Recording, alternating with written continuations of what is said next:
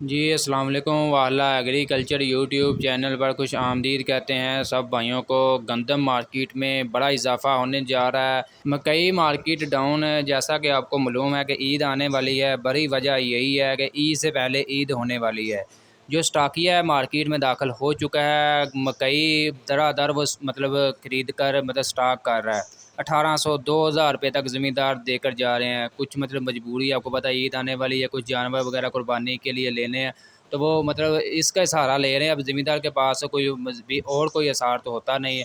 अब वो कुछ मकई सेल कर रहे हैं, जिन्होंने गंदम वगैरह थोड़ी सी स्टॉक कर रखी थी वो भी गंदम भी सेल कर रहे हैं। तकरीबन ज़मींदार के हाथ से निकलने की बात है। उसके बाद आपने मकई का भी रेट देख लेना और गंदम का भी देख लेना। मकई का रेट तकरीबन इतना नहीं हैवी होगा, तकरीबन 3000 3500 तक जाएगा अगर बहुत भी हैवी गया, अगर इसकी एक्सपोर्ट भी ज़्यादा होती गई। बाकी गंदम मार्केट में बड़ा इजाफा होने जा रहा है। जैसा कि आपको मालूम है गंदम नीलामी का भी हतमी फ़ैसला कर लिया गया है। इसके अलावा पास्को ने ख़रीदारी मुहिम बंद कर दी है। ईद के बाद तमाम गल्ला मंडियों में अजनास की कीमतों में काफ़ी ज़्यादा रद्द-बदल आने वाला है, जिसमें मकई जो है मकई भी मज़ीद जो है अप होगी। इसके अलावा गंदम मार्केट काफ़ी ज़्यादा अप होने के इम्कान है।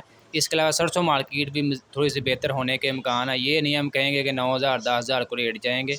रेट्स वही तकरीबन आएंगे 8.5 7.5 से 8000 के दरमियान जो है रेट्स आएगा सरसों का दोबारा।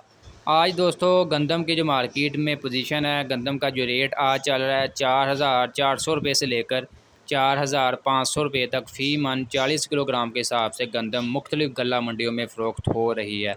ओपन मार्केट की बात कर लें, ओपन मार्केट में 4550 रुपये से लेकर 4650 रुपये तक जो है गंदम फ़ी मन 40 किलोग्राम के हिसाब से ओपन मार्केट में गंदम फ़रोख्त हो रही है।